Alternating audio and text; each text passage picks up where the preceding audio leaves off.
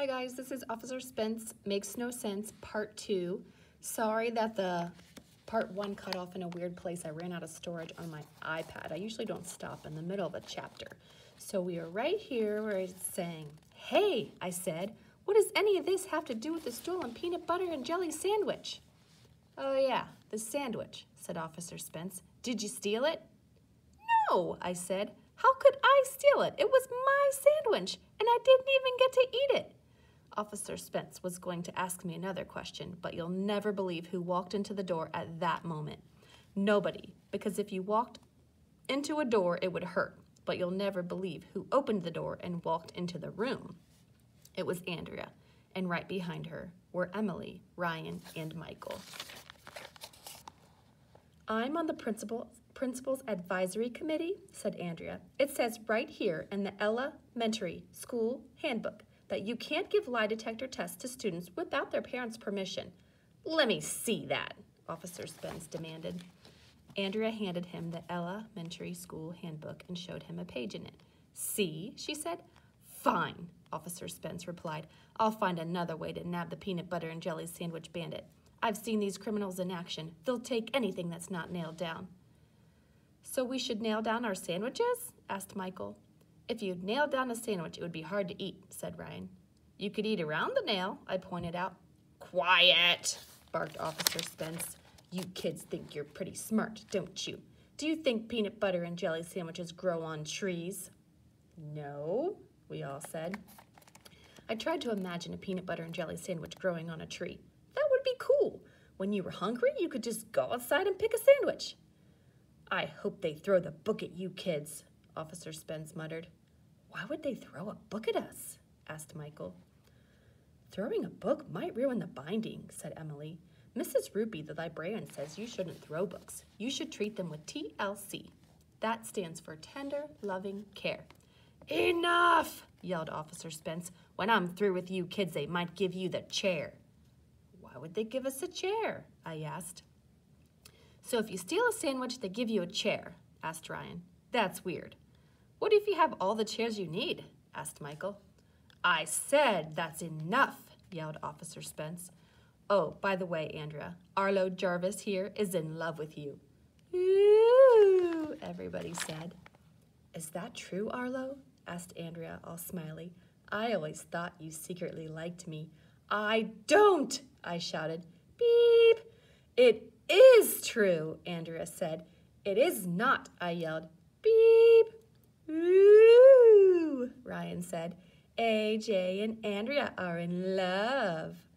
"When are you going to get married?" asked Michael. "Never," I yelled. Beep. If those guys weren't my best friends, I would hate them. "You kids are no help at all," Officer Spence shouted. "Get out of here. Go back to class. I'll find the peanut butter and jelly bandit by myself." I'll tell you, Officer Spence makes no sense. Chapter 5, Nana Nana Boo Boo. You know how your teacher says you have to read a chapter in a book before you can have fun, and you really don't want to? Well, read this chapter, then go have fun, and tell your teacher, "Nana Nana Boo Boo." Chapter 6, Searching for Clues. When I got back to class, Mrs. Patty, our school secretary, made an announcement over the loudspeaker. "Attention, all teachers and students," Mrs. Patty said. "This will be a perfectly normal day at elementary school. Continue with your lessons as scheduled. Principal Spence is now in charge."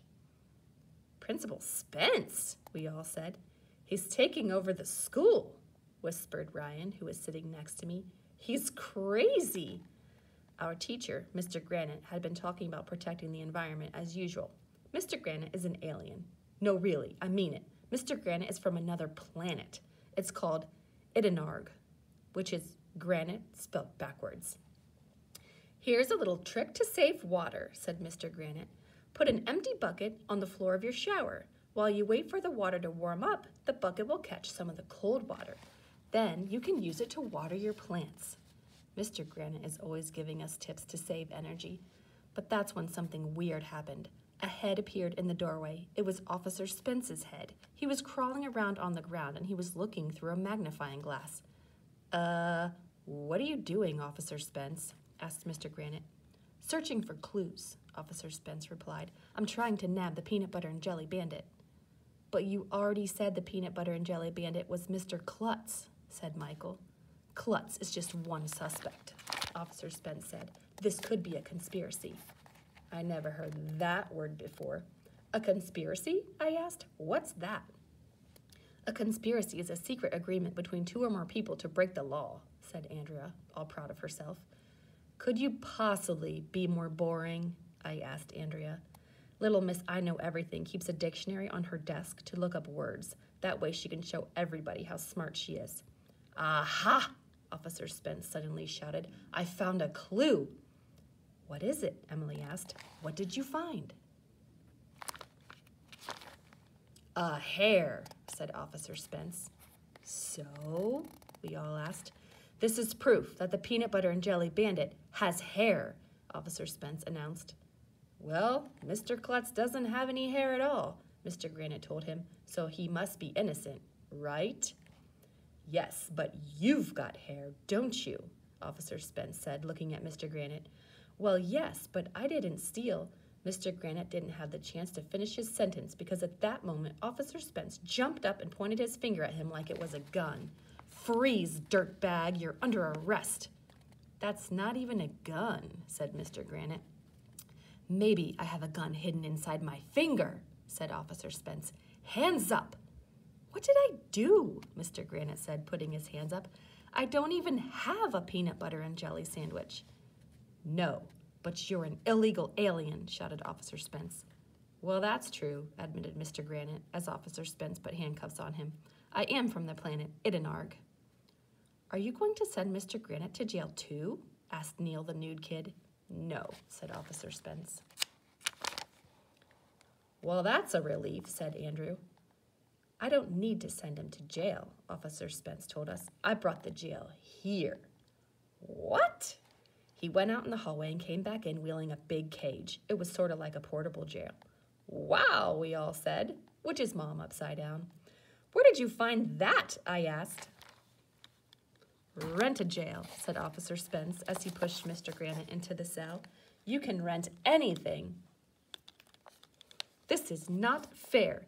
You can't do this, Mr. Granite protested. I have my rights. Yeah, you have the right to remain silent, said Officer Spence, so shut up. Help! Help! Shouted Mr. Granite as the jail cell was wheeled away. Let me out! Chapter 7. You can't say but in a children's book. Well, it was sure shaping up to be an exciting day at elementary school. First, our principal and vice principal were sent to jail. Then our teacher was arrested. We didn't have much time to think about it because we had to go to reading class with our reading specialist, Mr. Mackey. I hate to read, but sometimes it's fun because Mr. Mackey is wacky. Open your books to page 34, Mr. Mackey said. Today we're going to read a story called The Happy Bunny. Don't you just love bunnies? Yes, yelled all the girls. No, yelled all the boys. Bigsby the bunny was a happy little bunny, Mr. Mackey read from the book. He loved to eat carrots and chase butterflies and frolic in the morning sun. But then, one day, Mr. Mackey didn't have the chance to finish his sentence because the strangest thing in the history of the world happened. Officer Spence burst into the room. Freeze, dirtbag, he yelled. Step away from that book and nobody gets hurt, Mackey. Gasp. Everyone gasped. What's the problem? Asked Mr. Mackey. I was just reading The Happy Bunny to the kids. What did I do wrong? Don't act all innocent, shouted Officer Spence. That story has the word but in it. So, Emily said. What's wrong with the word but? Asked Mr. Mackey. Don't play cute with me, mister, shouted Officer Spence. I know what you meant. What did he mean? Asked Michael. B-U-T-T, spelled Officer Spence, and you can't use the word B-U-T-T in a children's book. I didn't say B-U-T-T, explained Mr. Mackey. I said B-U-T. Sounds like B-U-T-T to me, said Officer Spence. Sort of like tofu and tofu, I pointed out. Quiet, Arlo, said Andrea. This is serious. She was right, because Officer Spence went out in the hall and came back in wheeling another one of those portable jail cells. Wait a minute, Mr. Mackey said. What's wrong with the word but, anyway? It's just a body part. Officer Spence stopped and glared at Mr. Mackey from way too close to his face. Just A body part, he said. It's the body part you sit on, so that makes it bad. We can't have potty mouths like you teaching young children. If kids think it's okay to say B-U-T-T, they might start saying other body parts like E-L-B-O-W or E-A-R-L-O-B-E, and we can't have that. Look for yourself, Mr. Mackey said, holding up the happy bunny. It doesn't even say B-U-T-T. It says B-U-T. It was a typo, Officer Spence said. They meant to write B-U-T-T. They forgot the second T. This is ridiculous, said Mr. Mackey. I'm sure lots of books have that word in it. Lots of people rob banks, Officer Spence said. You think that makes it right? Get in the cell, Mackey. But you said it again, Officer Spence yelled as he pushed Mr. Mackey into the jail cell. And you call yourself a reading specialist. How do you sleep at night? You disgust me. I didn't do anything, Mr. Mackey shouted. I'm an innocent man. You have the right to remain silent, said Officer Spence, so shut up. No, let me out! Chapter 8, Mrs. Cooney is busted. What a weird day it was. Officer Spence was arresting grown-ups left and right. After reading, we had to go to the nurse's room for health. Our school nurse is Mrs. Cooney. She has eyes that look like cotton candy, and she is beautiful. She wanted to marry me a while back, but I told her I wouldn't marry her because she's already married to some guy named Mr. Cooney. Mrs. Cooney was teaching us about hygiene. You should wash your hands every time you use the bathroom, she told us. That will prevent the spread of germs that makes us... She didn't have the chance to finish her sentence because that's when Officer Spence burst into the room. Freeze, dirtbag, he yelled. What's the meaning of this? Asked Mrs. Cooney, putting her hands up. I didn't do anything. I want you to open that cabinet over the sink slowly. Officer Spence ordered, and then back away. No false moves, Cooney. Mrs. Cooney went and opened the cabinet over the sink. There were some bandages in there and some bottles of aspirin. Aha! Officer Spence hollered. Aspirin! Can you get that stuff in a drugstore? Well, yes, of course, Mrs. Cooney said. Just as I suspected, Officer Spence shouted. You're a drug dealer. You're handing out drugs to innocent children, Officer Spence yelled as he wheeled in a portable jail cell. You should be ashamed of yourself. How do you sleep at night? I take NyQuil, Mrs. Cooney said. Get in the cell, Cooney, and nobody gets hurt. But I didn't. You have the right to remain silent, yelled Officer Spence. So shut up. No, help, let me go. Are you going to do a full-scale investigation, I asked. There's the scale. Quiet you, said Officer Spence. He told us to be on our best behavior while he wheeled Mrs. Cooney's jail cell over to where the other arrested grown-ups were. As soon as he left the room, me and Michael and Ryan got up and shook our butts at the class. Most of the kids laughed, except for little Miss I never do anything wrong. You know you shouldn't be joking around, Arlo, Andrea said. The whole thing is your fault. My fault, I said. What did I do? If you had checked your lunchbox before coming to school, you would have noticed that your sandwich was missing, said Andrea. Then none of this would have happened. I hate Andrea. We were all sitting there in the nurse's office without any grown-ups. I looked at Michael. Michael looked at Ryan. Ryan looked at Andrea. Andrea looked at Emily. Emily looked at Neil, the nude kid. We were all looking at each other. Maybe Mr. Spence isn't a real security guard, I said. Did you ever think of that? Yeah, Michael said. Maybe he kidnapped a real security guard and has him locked up in a cage, just like he's locking up all the teachers. Stuff like that happens all the time, you know. Stop trying to scare Emily, said Andrea. Emily looked like she was going to cry, as usual.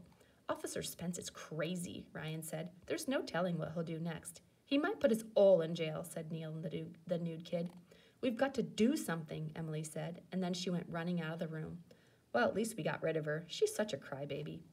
Emily was right, said Neil. We've got to do something.